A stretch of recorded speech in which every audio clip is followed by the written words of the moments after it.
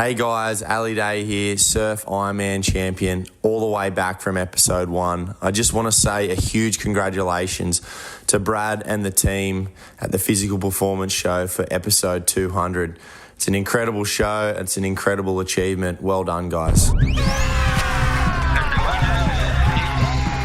is not an option. I've had my ups and my downs.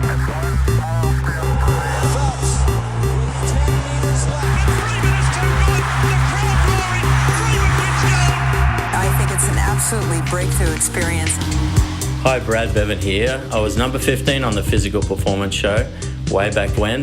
Now we're at number 200, and Brad, you don't look a day over 100. Congratulations on the momentous occasion, and give us a call when you hit 1,000. Hey Brad, Elsie Wellings here. Just want to say congrats on 200 shows. A huge achievement. Your podcast is at the top of my every running playlist.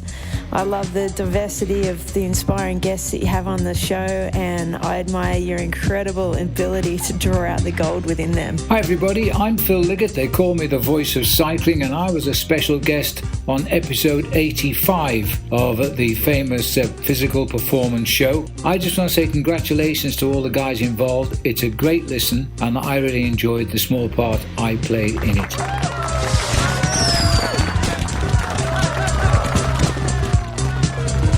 Welcome to the Physical Performance Show, brought to you by Fisiocrem and Pogo Physio. I'm Brad Beer, sports physiotherapist and exercise scientist by trade and training, and founder of Pogo Physio. Each week, we'll bring you the latest and greatest information and inspiration designed to help you perform at your physical best. Of course, we do this across a range of different episodes, expert editions, featured performers, coaches' corners, and interest editions. And on today's episode, we are celebrating. We have arrived at the 200th episode of the Physical Performance Show. That's right, number 200. And this is a celebration episode. We are going to hear from some of the learnings that you have taken from the episodes over the years, some fun anecdotes along the way, and we'll review some of the great single pieces of advice that our fantastic guests have shared over the last 4 years. But before we jump into some of the fun on this celebration episode, I'm so excited to announce that the Physical Performance Show in July 2020 will host our first live event. Drum roll. On Saturday, the 18th of July, the Physical Performance Show is bringing down under none other than the most downloaded guest of the show to date. It was an expert edition, episode 172, and I'm referring to Dr. Stephen Seiler, acclaimed sports scientist, most widely recognized for his leading research around all things polarized training. Now, Dr. Stephen Seiler will be with us in person for a whole day in July on the Gold Coast, Australia, being held in conjunction with Bond University's Bond Institute of Health and Sport. The topic for the one-day workshop is intensity distribution, interval training, periodization, and the workshop's title is Sustainable Training for Attainable Endurance Goals, Intensity Distribution, Interval Training, Periodization, and Monitoring. It will be a day not to be missed. If you are someone who values your own best endurance performance, weekend warrior, recreationally competitive, or elite athlete, whether you are a health professional of any kind, a fitness professional, a coach, or a student of the sciences of healthcare or sports, you are not going to want to miss it. Now, there are a limited number of seats. We have 100 tickets available for the workshop, and as a way of saying thank you for your support of the show, we've set up a 10% off the ticket price for a limited time through until the 29th of February 2020 using the code TPPS. TPPS. Simply jump over to pogophysio.com.au, click on the services tab, and click on Dr. Stephen Seiler event. Hi, it's Dr. Stephen Seiler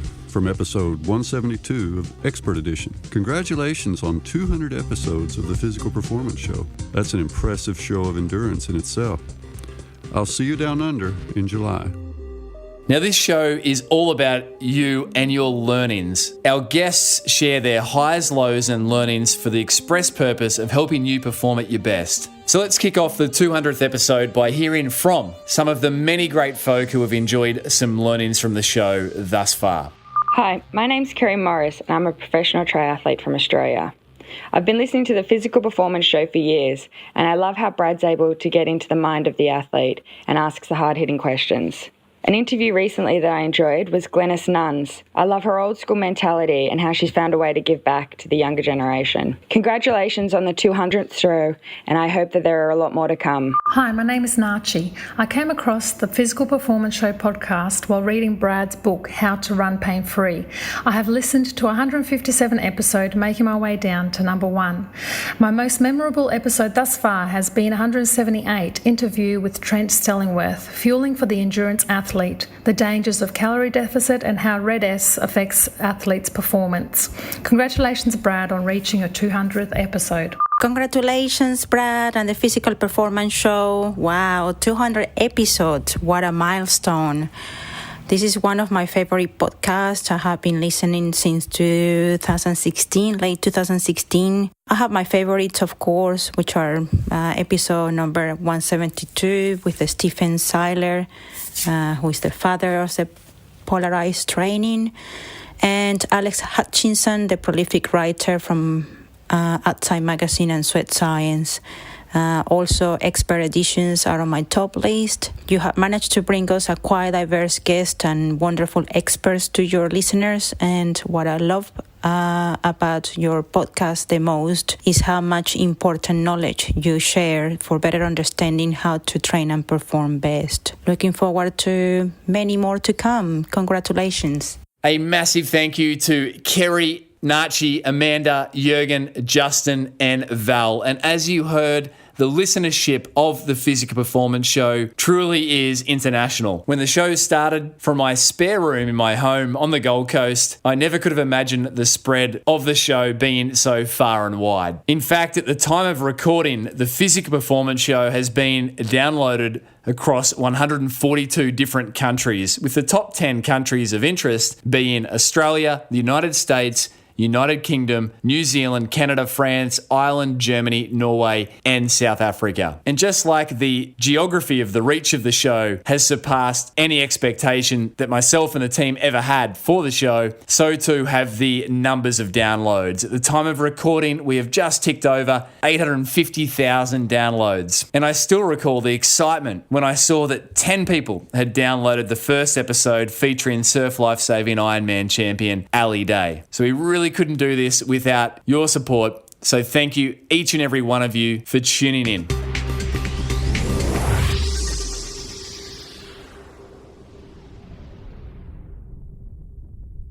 Now let's take a recap across some of the memorable stories that our guests have shared. Shock and heartache around the world at the news. Kobe Bryant, dead at 41 Now, years just old. recently, the world lost one of our great sporting superstars with the tragic death of Kobe Bryant, his beautiful daughter, Gianna, and the other people that were on board that tragic flight. And on episode 133, Australian Olympic swimmer David McKeon shared a fun story about how he found himself in the back of a bus just prior to the 2012 London Olympic Games in Manchester. David shared this off the back of one of the fun questions that many of the guests of the show across the first 200 episodes have received, and that's 3 people that you would have at your dinner table, who and why. And of course, one of David's top 3 guests at the dinner table was none other than Kobe himself. Here's Dave recounting his unexpected but so memorable time with Kobe Bryant.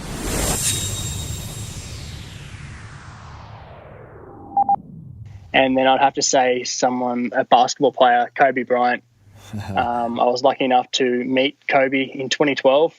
Actually shared a car ride with him back from the training venue in Manchester for the Olympic Games, where the NBA or the American basketball team was staying at the same hotel as the Australian swimming team. So he came to the pool to watch a bit of the swimming, and I missed the bus home, and he was still there. And and I was like, "Oh, can I just get a lift back?" And he said, "No worries, just jump in." And the only thing I was told was I couldn't sit in this one spot in the bus or in the car because that's where Kobe sat, and it was all good. It was good fun. What a great story. And did you engage in any conversation, David, with Kobe? Yeah, we spoke. There was a couple of things we spoke about I wouldn't mention on air, but we spoke about training, and we spoke about the Olympics and things like that. It was a while ago now, so I can't actually really remember what we spoke about specifically, but it was definitely something that I'll remember for the rest of my life. I've actually got it in my calendar that it comes up each year, that the day I went riding with Kobe. So that's pretty funny, yeah. Have you got a photo? You grabbed a selfie with him? I did get a photo, actually. I was swimming because Dad was there at the time in Manchester at the staging camp, and I was swimming up and down, and I saw him walk in, and I was like, Dad, I got to get out to get a photo. And I was like mid-session, and then Dad's like, no, and I was like, oh, once in a lifetime, Dad, I'm getting out. So I just jumped out, got a photo, and Dad, being a dad, he thought he was real trendy and cool, and took a photo with the camera on its side, thinking that was a cool thing to do. And so I got a couple of sideways photos for my memories. Yes. Have you got? Can we share those in the show notes? Have you got them up on Instagram? I may do, but I can send them through. Yeah, we'll pop those up, and you got to. Sometimes it's exasperating. You get a moment of a photo with someone you admire, and your head gets cut off, or your body gets left behind. I don't know if I've got the sideways ones anymore. I think I might have straightened it up a bit, but I've definitely got a photo. Brilliant. We'd love to put that in the show notes. What a great story there from Dave, remembering his experience with Kobe Bryant, and what a sage reminder it is to all of us to make each and every day count.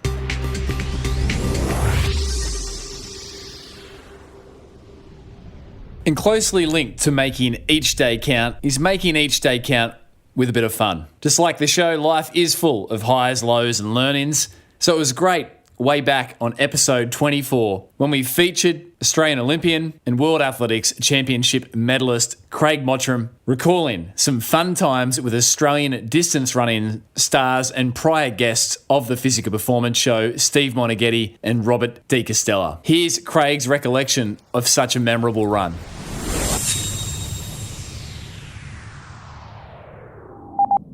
On the pre-Olympic camp in Nudgee, the nude run was often something that distance runners got given as an initiation, if you like, I suppose. And I came from a boarding school, so it didn't really bother me. I was like, no problem, let's go. And I remember running out. We were doing a 90-minute run around some lake near Brisbane, and we ran out 45 minutes, and then I had to turn around. The marathon guys were doing 2 hours. I was doing 90 minutes, and at 45 minutes, they said, right, you got to turn around, but you got to run back naked. And I said, what, by myself? And they said, yeah. And they took their clothes off, and off they went up the path. And then I turned around and ran all the way back, 45 minutes to the bus by myself, but naked. All the way. Got back to the car. Karen McCann was sitting in the bus, and she's looking at me like, what are you doing? And I've got on the bus, put my clothes on, sat there, waited for the marathon boys to come back, and surely enough, they came back fully clothed. And I said, oh, when did you put your clothes on? They said, oh, as soon as you turned around, we put them back on. And so they left me up the garden path. They led me up the garden path with that. But I got Mona back because he hammered me in a session. We did a Mona fartlek, one of his bread and butter sessions. And the whole way through the session, he was egging me on. You know, you got to go out 10 minutes and turn around and get back in 10. So at 20 minutes, you're back at the point where you started. And I went out with him, and he was sucking me in. Come on, keep going. Anyway, I turned with him, and at about 13 minutes, I blew up. And I staggered in, and then he said to me afterwards, he goes, see, that'll teach you. You know, you're running with the big boys now, blah, blah, blah, whatever. And didn't say anything, said thanks for the lesson. And 3 years later in Noosa, when I was going well, I did the 5K bolt up there and did the same thing to him. So started, come on, Mona, got him 3K into it, picked it up, 3.5K, come on, Mona, he blew it 4K. And I went back to him and I said, an elephant never forgets, and just kept going and just ran off again. And he liked that. So there's a lot of banter like that. Deeks was notorious for it, Mona, the same. So yeah, it's all good fun.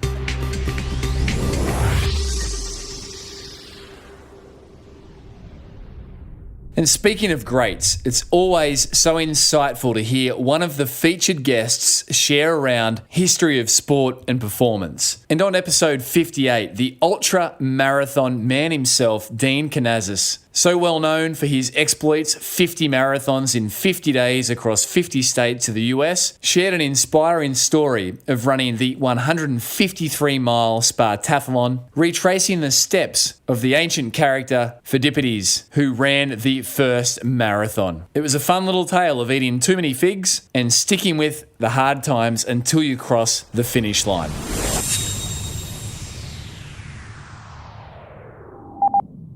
It's a recreation of the run that Phidippides did. So it starts at the base of the Acropolis and finishes in Sparta. And it's 153 miles.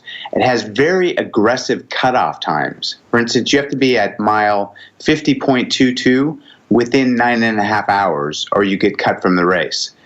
And you don't want to be there anywhere close to 9.5 hours, because you're constantly under pressure to get to the next checkpoint before the time runs out. So it was an elite field the year I did. It's always an elite field because it's very hard to get into this event, to qualify for it. And there were 350 runners, and typically about a third of the starters even finish the race. Can you imagine Ironman where, a third of the starters, two-thirds of the people do not finish? Yeah, and I wanted to try to put myself in Phidippides' shoes, if you will, or in his sandals. But I decided I was going to only use the ancient foods that he would have eaten to see if I could get through this thing, just eating figs and olives and cured meat like a beef jerky, and something called pastilli, which is ground sesame seed and honey. And I only drank water as well. I didn't use any sort of sports beverage, no salt tabs, nothing to assist me beyond those simple foods. And Dean, that worked well, I believe, for 75 miles, and then things took a turn, right? Well, I had a bit of an oversight. I would go out on these 6 or 8 hour training runs in California eating, just figs, and that was fine. But what I found is when you eat figs for 24 hours straight, there's some issues. I mean, why do doctors tell you to eat figs? Because if you want to be regular, eat a fig. And when you're running 153 miles, you don't want to be regular. Yeah. So, my guts kind of went south and completely shut down, and I couldn't stomach any food for 75 miles. So I got through basically the last half of the race just drinking water. Wow. And the end of the race, it's a unique finish. There's no finish line tape. There's a statue of King Leonidas, right? So what was that moment like, Dean? This is you're right about it being an emotional race for you. Of all the incredible ultra challenges you've done, 50, 50, 50, the marathon adventure, the 350 miles continuous, this one sole 135 mile run played a great tax on you. You were unwell going into the race. You're right about that. You were sick heading into it and interrupted preparation. The pressure of being a bit of a Greek hero amongst your nation of birth, and then you get to the finish. And can you put us in the picture of what was going through your head as you arrived in that town square of Sparta there, as you came up to the finish? What was going through your head, and what was that finish like, Dean? Can you give us some perspective? Yeah, and you did a very good job of describing kind of what went down. I mean, at the start of the race, I had high expectations. I trained like crazy, and I'm thinking, okay, go for top 10, if not better. Well, things didn't go as planned, and I started unraveling, and at a point, it just became. You've got to finish within 36 hours. That is your challenge. Under normal conditions, I might have dropped out, but I just defined dropping out as not an option. Death before DNF, I was telling myself. Mm-hmm. That was the mantra I was repeating, death before DNF, death before DNF. I was willing to do whatever it took to get to Sparta. I was either going to end up in an ambulance, or passed out on the side of the trail, or I was going to get to Sparta. So when I came up that final stretch, you can imagine, how emotional it was for me. It wasn't a good race. It was a horrible race. Yeah. And I think that's what makes the story more interesting. I mean, if it had been a good race, I would just be a standard race report. I hit my split, everything went well, but that's not what happened at all. As I came running up the road in Sparta, I saw this towering bronze statue of King Leonidas. He's the guy in 300. This is Sparta. And how you finish the race, as you said, is you run up and you touch his bronze feet. And when I did that, my emotions let loose. I mean, I weep like a child. And it was a very poignant moment. And I must say that every single finisher I saw coming in after me, it was the same thing. I saw guys and women touch his feet, and their knees would buckle and they'd pass out. I mean, it was like meeting the Pope. I mean, it was amazing, amazing finish. And if you're an ultramarathoner listening to this, and you've ever thought about doing the Spartathlon, I just say you must do it. It will change who you are.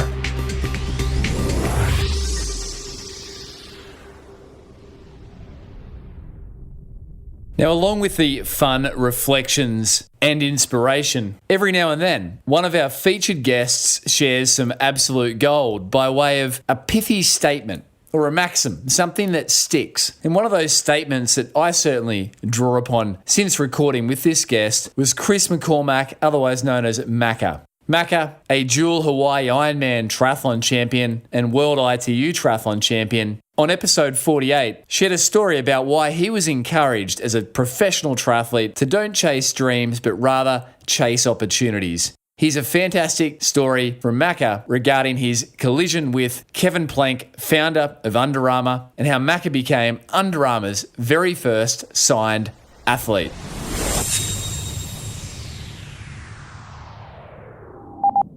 At that time at the Olympics, I met an amazing woman who's now my wife.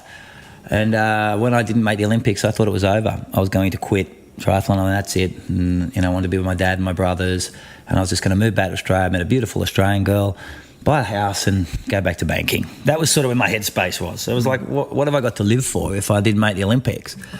And it was, it sounds very melodramatic, but that's how I was feeling. And she was the one, along with McKeely Jones, that said, mate, you had all these sponsors that had signed you for the year after the Olympics, just in case I won. They didn't want to let you go. Why don't you take that money and let's move to the States and do the things that you wanted to do? You used to always talk about Chicago, all these races at Welshie, and they used to, let's go over there, forget this ITU stuff, go and be a pro. So we did that, and I went on this rampage of winning. And I was like, wow, I'm still good. To some degree, it's a justification that you don't lose it because you don't make a team. As an athlete, you can get lost in that a bit. And I started winning, and that fed the desire to keep winning. And then I realised in America, everything's about professional sport. And mate, there's TV cameras and constantly. I went, mate, I can actually say what I think here, right? So I was like, Triathlon Australia are a bunch of clowns. But, and I used that venom week in, week out I thought every race I win, there's more chance to tell my story. And in 2000, like I said, I won everything in 2000 that year. 2001, after the Olympics, all the Olympians came over and said the only reason that Macca won 13 races in 2000 is because all the good guys were preparing for the Olympics. Now we're all coming in 2001. Good luck. So I decimated them all, Waldo, and made sure they knew it. And I look back now, I think, oh my God, I was such a spoiled little brat. And then it was 2002 because I hadn't made so many friends from my peers in 2001 because I'd spat venom to them all at every race. 2002, I won Alcatraz again. And we're all sitting there, and there was Waldo and Slessing and everyone over there, and I by chance sat down. All the pros were over there. I sat with my wife, and these two guys and another three guys were sitting there, and it sparked up a conversation. Age groupers, that's what was great about American racing. ITU was just pros, but American racing, you had that age group element with a professional, so like Ironman is.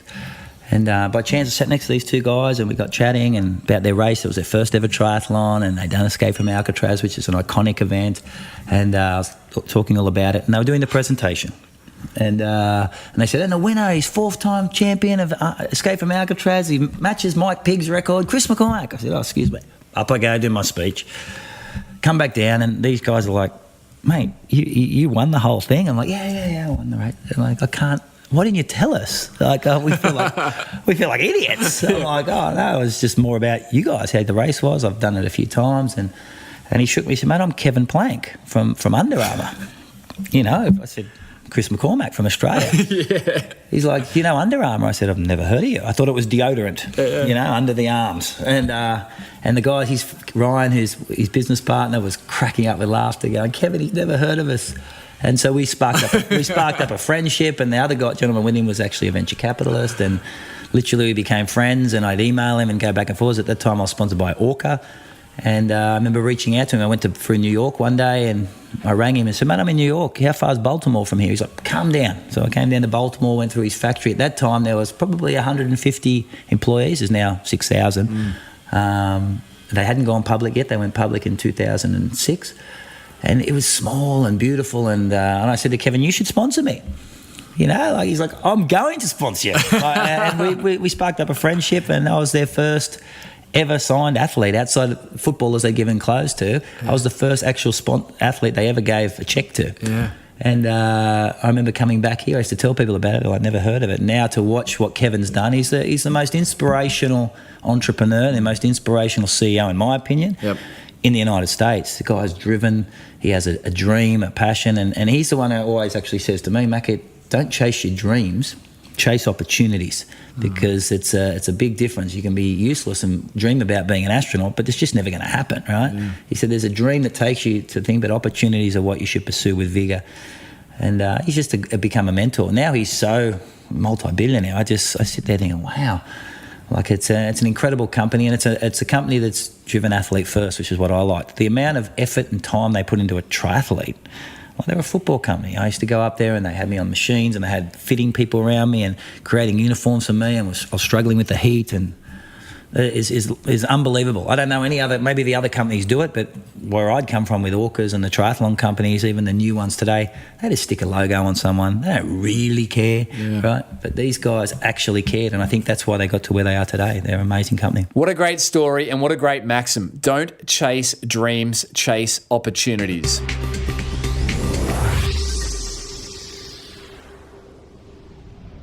And from memorable statements, it's interesting to reflect on memorable moments. And certainly in recording the 200 episodes to date, one of the most memorable stories that sticks with me is when I had the opportunity to share a conversation with you that I had with the voice of cycling himself, Phil Liggett. Now, growing up as a teenage junior triathlete, Phil Liggett's voice was in my head pretty much any time I rode a bike.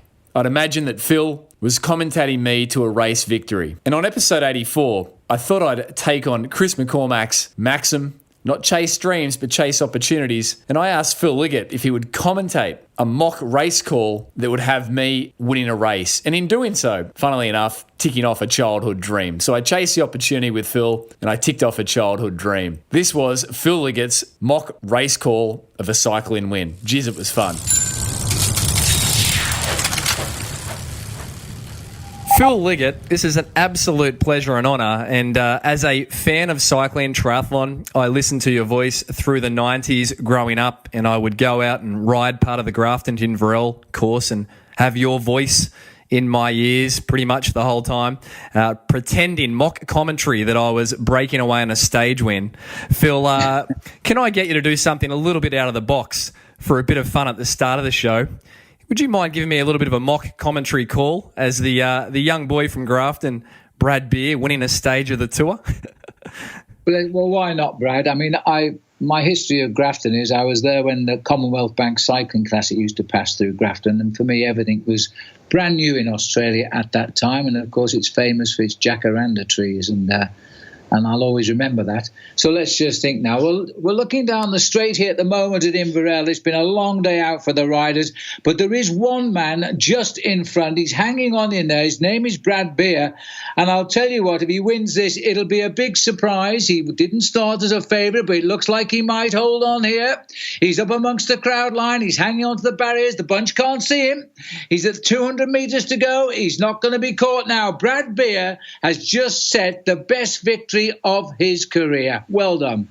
Oh, Phil, you have just made a young boy's dream come true without the need for the exertion of a pro career. So thank you very much for humouring me, Phil Liggett. Of course, I had to ask Phil what was going through his head when the world learnt of Lance Armstrong's confession with his interview with Oprah Winfrey. Here's what Phil Liggett recalled going through his head as he heard Lance's confession.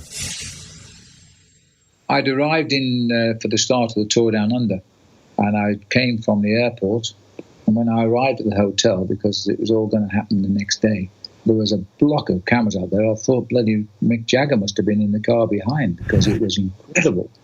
And the driver said, I can take you around the back if you like. I said, why are they for me? He said, I think they are.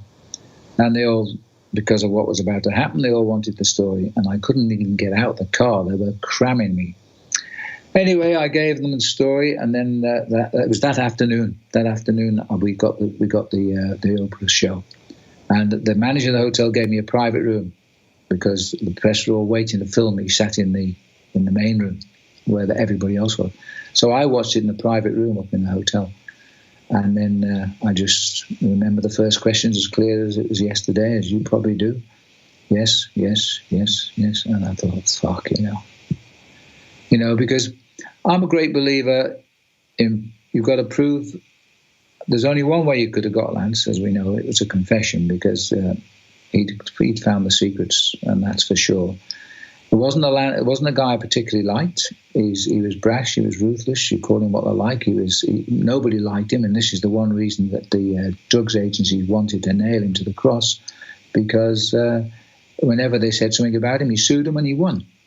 Newspapers alike. So he'd made himself a hateful person in the whole world, and nobody could catch him. So the only reason he confessed was because his son was being bullied at school. And in the end, Lance told him not to stick up for him because he was guilty. And his mum couldn't face anybody. The Livestrong people, they were devastated. They were the three big hurts in Lance's life. And he told all of them before he came to the opera show to what he was going to say. I was shocked, but I mean, he was so far ahead of everybody else. Don't get me wrong, that guy was an immense talent. You can't make a donkey into a thoroughbred with a couple of files of EPO. I could take a gallon of the stuff and I would never keep up with Lance Armstrong. It was impossible. So, but if you're good, then you're 10% better than anybody else. And Phil, I mean, over the years that have ensued, Lance has got his own podcast, commentates some stages between the tour. Have you had a conversation with Lance in recent years, Phil? The last time I saw Lance was in Toronto, on 9th of September 2011. We have never seen or spoken or corresponded since. He's never bothered to come back to me. You can take it whichever way you like. Nowadays, I just don't know what I'd say to him. I don't hate him. I don't dislike him. He played the game he thought was the way to play it. He was never a person I could endear to, because he wasn't the sort of person you would endear to. Even his team, I'm not sure his team knew him very well. There was nobody in his life, really, except his immediate partner. Hi, Brad. This is Alex Hutchinson, the author of the book Endure, from way back in episode 123. Just wanted to congratulate you on the first 200 episodes of the Physical Performance Show, and I'm looking forward to the next 200. And from memorable moments to surprising insights and bad predictions, a memorable tale was told by featured guest, New York Times bestselling author of Endure, Alex Hutchinson. And on episode 123, Alex Hutchinson recounted the time that he spent with Eliud Kipchoge leading into the Nike Break-Into sub 2 hour marathon initial attempt, around the importance of self-belief that athletes like Eliud Kipchoge so clearly possess. And then Alex concedes, and of course he would do no more so than now, that his prediction that the 2 hour marathon barrier would fall in 2075 at the time of recording would soon be under threat. And of course, in 2019, on the streets of Vienna in October, Eliud Kipchoge did just that. He ran the sub 2 hour historic marathon. Here's a snippet from episode 123 with New York Times bestselling author Alex Hutchinson.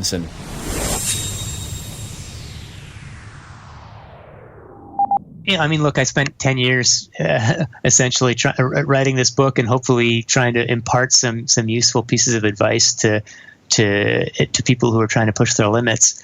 And I flipped through all of that and asked, what could Eliud Kipchoge have learned? And it is so. Again, the culmination of my book is this focus on belief. Well, Eliud Kipchoge was the master of that, and that was the very first time I met him was like 5 or 6 months before the race, and he had just run a half marathon in a little bit under 60 minutes. So I asked him, like, Eliud, you're going to have to go twice as far at the same pace. How are you going to change your training to do that? Because to me, it was all still a very physical thing. Like, how are you going to change your training? And his answer was, I'm not going to change my training. The training will be the same, but my mind will be different.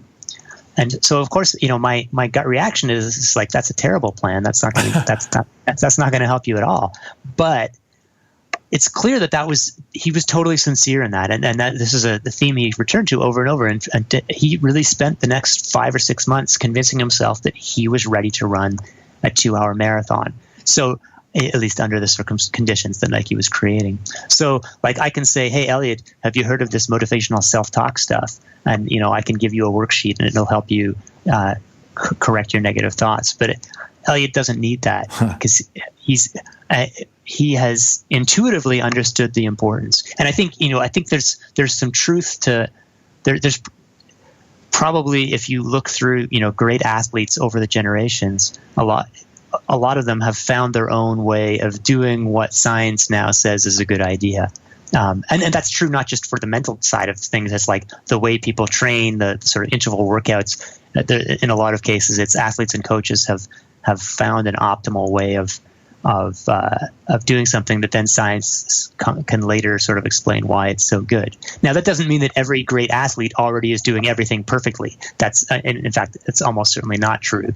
But for Kipchoge, I would say in all probability, he's not doing everything perfectly. I'm sure there are things that could be done better, but I'm not sure there's anyone in any scientific capacity who could figure out which are the things that Kipchoge needs to do better, because I don't think we have enough knowledge to be able to improve on what he's doing. Did Elliot know that you'd predicted it would happen in 2075? I kept that one under my hat. Let's not mention that. No one bring up that article. I don't want to admit that. Hi, you're listening to Madeline Heiner, double Olympian. No, I've stuffed it up already. Hang on. You're listening to Madeline Heiner, Rio Olympian in the... Okay, yep, all right. Oh, crap, I don't even know my own stats. Okay. Hi, you're listening to Madeline Hill. Oh, I just called myself the wrong thing. What did I call myself? I think Chris just heard me and he's like, Hills. Hi, you're listening to Madeline Hills, Rio Olympian in the 3,000 metre steeplechase and 5,000 metres. You're listening to the Personal Performance Show. That is not what it's called, is it? What's it called again?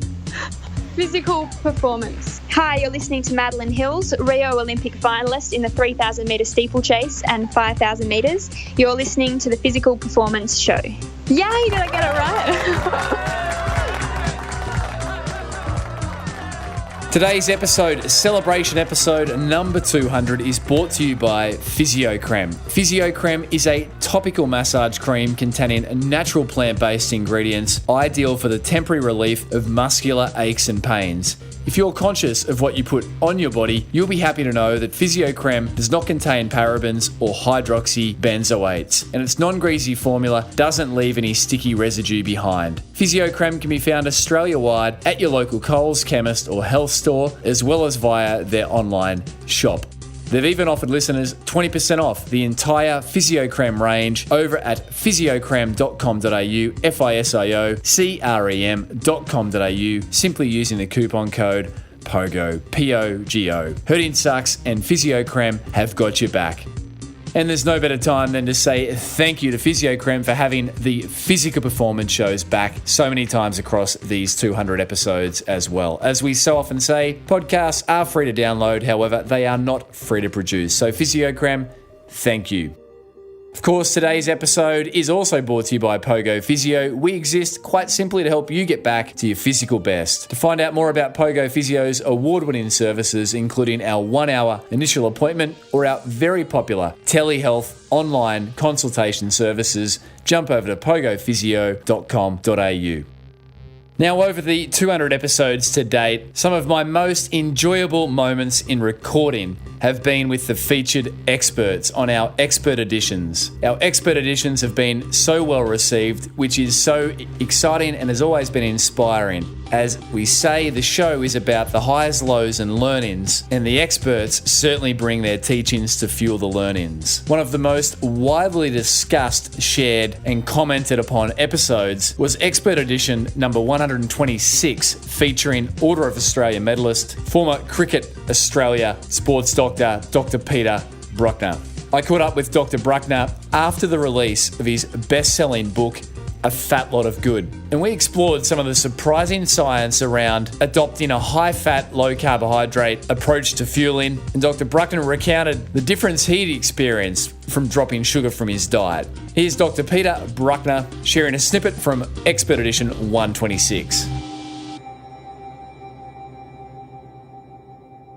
We just have the wrong sort of medical system, really. You know, we sort of sit around and let people eat rubbish and sit in their backsides and wait till they get sick, and then we sort of, throw drugs and surgery at them. It just doesn't make any sense. You're much better off preventing the disease in the first place, and the way we do that is primarily with a sensible diet. But obviously like exercise and reduce stress and sleep and so on are all very important. But I think diet is the number one factor. Peter, a great example of someone that didn't follow the herd is my father. He's approaching 70. He's as lean as a bean, always been active. He's a butcher, still works as a butcher full time. And I used to say to my dad, Dad, you're having too many animal fats. You'd eat the fat on, the animals, and you'd eat eggs and bacon. I'd be like, Dad, I'm learning as I'm going through as a student, then into university. What about your arteries? It's going to harden up your arteries. And yet Dad's cardiovascular profile, Peter, is brilliant. Yeah, well, doesn't surprise me. I mean, they're smarter than us. That's for sure. And that generation really, they got it. You've actually got to eat fat and to lose fat. It's a weird thing. And that's the hardest thing I found, is just getting my head around the fact that we've been sort of indoctrinated for 30 or 40 years that fat is bad, and all of a sudden you're thinking, oh no, maybe it's not, and then that's really quite challenging, and sort of not resisting that urge to, trim the fat off the meat and have, fatty meats and full fat things and so on. That's quite hard. I certainly found that the most challenging aspect of it all, just getting my head around it. All of a sudden, what you've been thought was right for 30 or 40 years, it's actually the exact opposite. So that's very challenging, and I think a lot of people have trouble with that, as I did. But as I said, the proof is in the pudding, if you'll excuse the pun. I mean, you just feel so much better. I mean, it's just quite incredible. I mean, I had two emails last week in consecutive days, and they both people who weren't connected at all. They both used exactly the same phrase. They said, "I've lost my brain fog." Wow. Which I thought was really interesting. That they both use exactly the same phrase. That's not a phrase I don't think I even have in the book, but they both use that phrase, that they think more clearly and they've lost this fog, and that's a really that's, I think, a very powerful message, that you think I can, certainly personally, my work capacity and my ability to, just writing the book that I've just written. I mean, I do 14 hours a day of writing now. I could never have done that. When I was on a high sugar diet. I just would be falling asleep in the afternoon. I used to have the classic. After lunch, you'd feel all drowsy and fall asleep and so on. I go all day now, and I just don't get fatigued. So it just does. I know this all sounds a little bit too good to be true, and but in my case, that's the way I feel. I can't believe that I feel so good, and I do feel a bit annoyed with myself that I didn't wake up to this earlier, and because there obviously have been a few people, Atkins and people like that were onto this a long time ago, and we all poo-pooed them, and I certainly did, and I'm embarrassed to think of some of the advice I've given, patients and friends over the years, and family. My kids, God, it's a wonder they got any brains left. They're all the sugar we gave them, but they seem to have survived despite that anyway.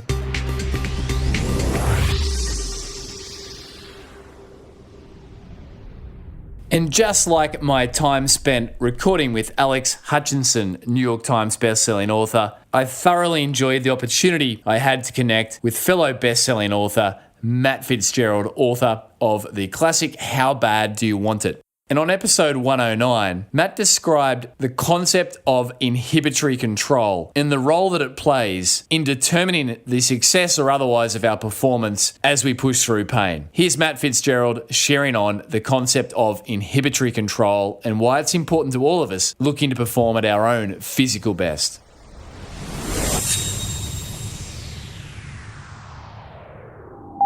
So inhibitory control is a psychology term that refers to any time, and this happens all the time in life, not just in endurance sports, when you have incompatible simultaneous goals, when basically you want two or more things at the same time, but you can't really have them both. The example I always give is, if you want to lose 5 kilos, but you love German chocolate cake, and there's actually a fresh slice of German chocolate cake sitting in front of you, and you're hungry, and you haven't eaten in several hours. Sort of, you want both. I want to lose weight, but I want this cake. What do I do?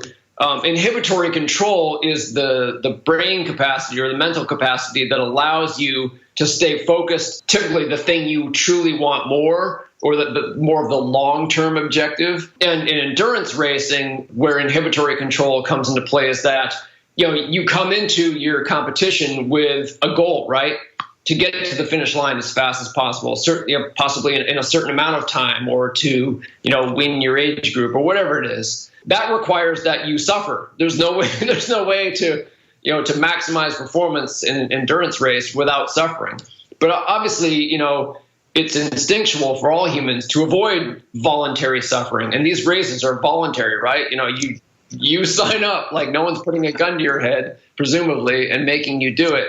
So, you get to a point in each competition where you're like, how bad do I want it? It's like, this hurts. And there's a part of you, there's that, devil on your left shoulder saying, come on, let's just cruise it in from here. Like, it doesn't matter that much. It's like you got beer and a burger waiting for you after the line. But then there's that angel on your right shoulder saying, come on, like, you won't be able to live with yourself. You do want this. You trained for months. And so that's where inhibitory control comes into play, where you have to decide, which do I really like? How bad do I want this? What do I really want the most? How much am I willing to endure to achieve my objective?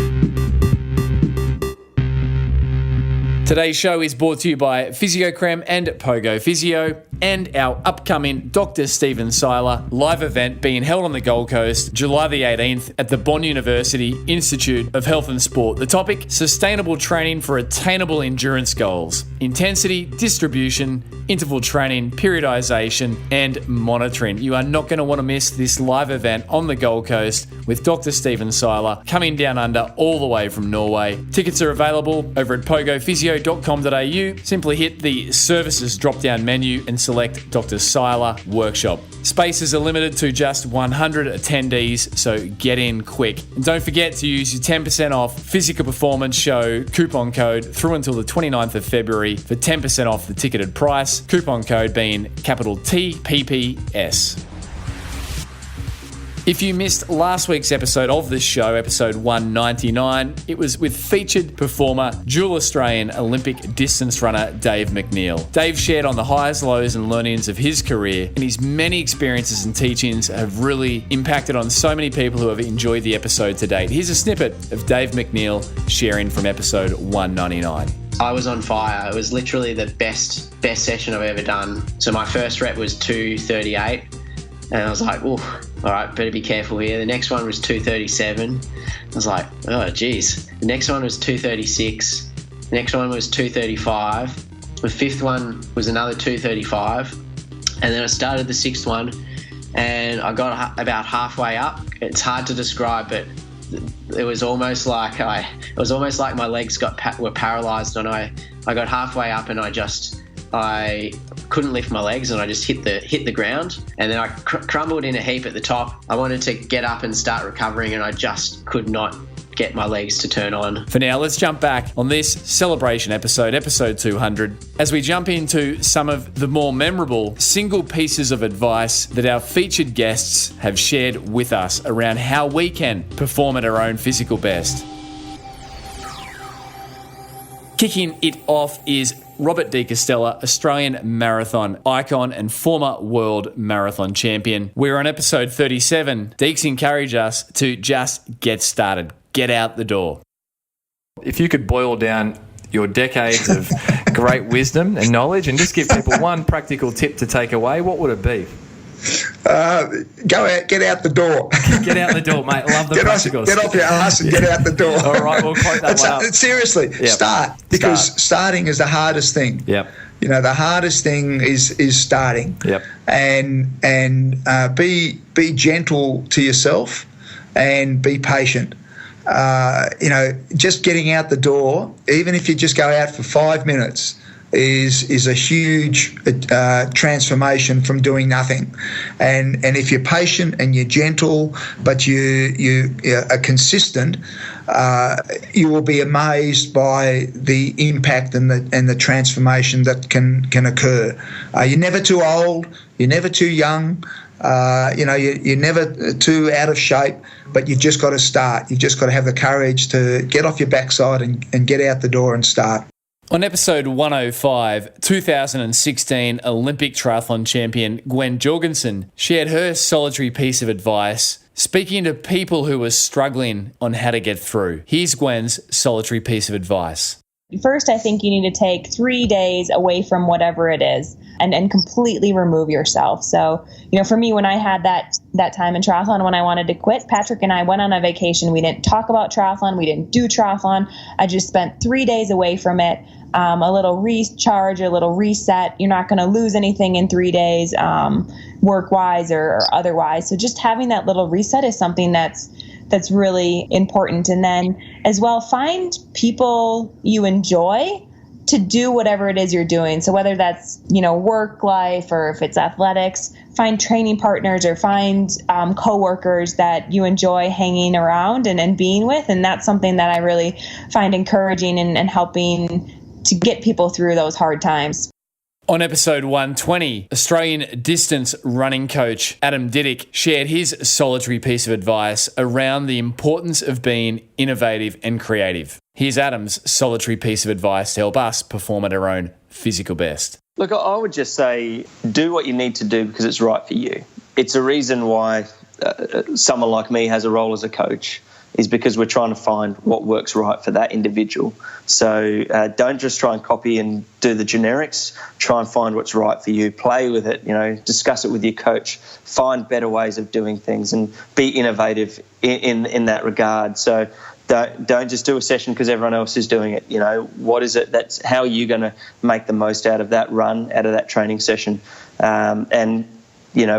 Even in my group, I see, 4 or 5 different styles and approaches from athletes who dare to be innovative with trying to find a way to tune into what they want better. And they have those discussions with me and we follow it through and see what they can do. So, be innovative, be creative, tap into what works best for you. One of the topics around physical best performance that's really emerged strongly in recent episodes is that of listening to our bodies. And the idea that the only training we are benefiting from is the training that we are recovering from. And on episode 140, 3 times world athletics champion Sonia Sullivan shared her solitary piece of advice to help us perform at our physical best. And guess what? It was listening to our bodies. I think listen to your body and, don't try and push through just because it says on the training schedule that you've got to do this session and you've got to go this pace. I think sometimes there's days when you can't do it and, you've got to realise that as soon as you realise it, I think you have to back off a bit and, even nearly say, I can't do this today, I've got to come back tomorrow. Yeah, there's discipline in that, right? There's a lot of discipline in that, yes.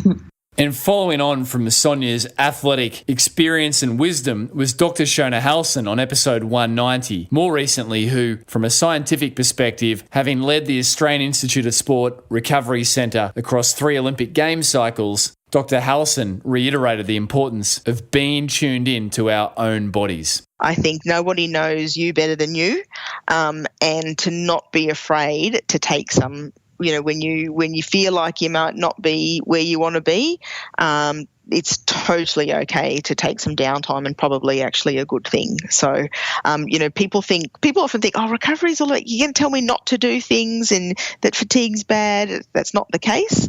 You may be able to do more when you're adequately recovered, but if you're not, you know, to take some time, and really the only way that the general population can do that is to pay attention to their own body and not ignore things when things are maybe not going so well. You're listening to this episode number 200 celebration episode as we recount some of the favourite highs, lows and learnings of the show and a few of the many solitary pieces of advice that our guests have shared with us to help us perform at our physical best. And finally, let's pop the spotlight on you. Here's a couple of our long-term listeners sharing around what it is that they've enjoyed and taken from the Physical Performance Show. Hey, I'm Amanda. I'm an Aussie based in Canada. I just wanted to congratulate Brad and the Physical Performance Show team on 200 episodes. I've been listening to the show for a few years after being introduced by a running friend. She told me it was a must listen for all runners. I think I've tuned in every week since. After moving to Canada, it's my weekly dose of home. But more importantly, it's my trusted source of info for running and performance. It's my go-to podcast because it's always a fun listen with loads of great lessons and takeaways you can actually put into practice. As a runner, some of my favourite episodes are the featured performers, especially Meb, Ryan and Sarah Hall, Zane Robertson, and of course the Aussies, Lisa Waitman, Jess Trengove, Deke, Mona and Pat Carroll. I love a good expert edition as well. Alex Hutchinson talking about his book Endure, Matt Fitzgerald 80-20 running, and more recently Stephen Seiler on polarised training, the importance of intensity and training zones, and Trent Stellingworth on fueling for endurance, REDS and how to prevent it. Congratulations again, team. Look forward to many more episodes of the Physical Performance Show. Hi, it's Coach Jürgen, and I've been listening to the Physical Performance Show since 2017. I'm a great fan of the show, and I wanted to record a message for Brad and his team for all their great work. What I love about the show, it has given me great exposure to coaches, specialists, athletes, and new books. The depth and range of the topics discussed have been incredibly helpful and very inspiring to me. As an Irishman living here in Switzerland, I want to wish you the very best of luck, and I'm very excited to hear your upcoming shows. Hey listeners, my name is Justin and I'm a huge fan of the Physical Performance Show. I especially love the expert editions, and this show has become my go-to place for all things running and health related. One show, however, that would go on to impact the lives of my wife and I was episode 107 with Eloise Wellings and Julius Achon, dual Olympians and co-founders of the Love Mercy Foundation. After listening to this episode, Kate and I would go on to raise nearly $20,000 for the Love Mercy Foundation and even travel to Uganda, meet Julius Achon and run 500 kilometres across the country with him and others. So Brad, 200 episodes is amazing. Congratulations to you and your team. Keep up the great work.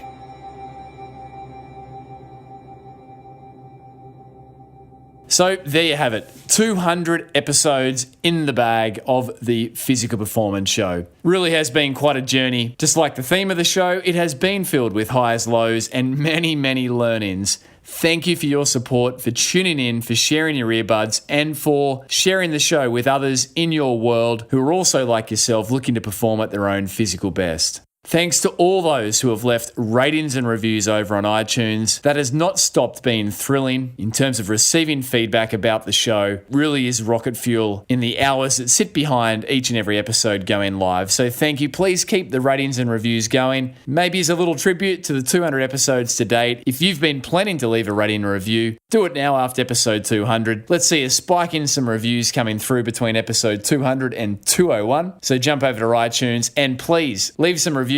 I'll read them out on next week's episode. A massive thanks to the great team who have been with the show for the last 4 years, working behind the scenes diligently. Susan Wilkin, thank you for all that you do on all things show administration. Matthew Walding, thank you for your outstanding talents with the show images and artwork. And Daryl Misson, your input is second to none in the audio engineering space. Thank you for making the show's introduction so catchy and all the great work you have put into the last 4 years. Now, the show is not going anywhere. We are planning to continue to bring some world-leading experts in their fields and featured performers to you. And coming up for the very first episode in the 200s, episode 201, is a guest that I know you're going to love hearing from, and that is the Iron Cowboy himself, James Lawrence. Now, if you are not familiar with the Iron Cowboy, in 2015, James Lawrence set a Guinness World Record for the most consecutive Ironman triathlons. James completed 50 Ironman triathlons across 50 days. But wait, what makes it even more extraordinary is that James did an Ironman triathlon each day in each of the 50 states of the USA. Here's a snippet of my conversation with James Lawrence, aka the Iron Cowboy. Yeah, so we were on this journey of raising money for charity and pushing myself physically, mentally, and doing fun, adventurous stuff with the family. And ultimately, at the end of the 2012 world record, where we did 30 Ironmans, 11 countries, all official events around the world, I kind of, just what we talked about, I looked back on it and went, yeah, that was the hardest thing I've ever done. but now I've got some experience, and I didn't find myself physically and mentally, and what does that look like, and what do I do in that moment? And so the concept was born of inspired by Dean Karnazes, who did 50 marathons in 50 days, and I was like, man, if that dude did it with a marathon, what could I do, and could I do it with an Ironman? So be sure to be tuning in next week to episode 201 of the Physical Performance Show. Thank you for your support, whether it's been one episode or the entire 200. As I say each and every week, keep pursuing your physical best performance. I'm Brad Beer, and this has been the Physical Performance Show. Hello, everyone. This is Bernard Lagat from United States, 5,000 meter runner and 1,500 meter runner. And I'm a 5 times Olympian, and at the same time, double world. Let's repeat it. Let's do it again. They're easy, but okay, yes. What do you do when you've accomplished so much? Here we go. Hello, everyone. This is Bernard Lagat, 5,000 and 1,500 double gold medal in 2007 and 5,000 Olympian. You're watching the Physical Performance Show. Hi, everyone. This is Bernard Lagat. Double world champion, 1,500 and 5,000 meters and 5,000. I made it 5 times. I don't know why 5,000. This is Bernard Lagat. You're watching Physical Performance Show. All right. Okay, let's do one more. So now this is serious, and it's going to happen. Trust me. I'm always bad with these stories. Not the first time. Okay. Hi, everybody. This is Bernard Lagat, 5,000 meter and 1,500 meter double gold medal in 2007 and 5 times Olympian. And you're watching the physical. You're listening. No, you're watching. No, but you're just fine. Here we go. Hello, everybody. This is Bernard Lagat, You're making me laugh. Hi, everybody. This is Bernard Lagat, 5,000 and 1,500 meter double gold medal and 5-time Olympian. You're watching Physical Performance Show.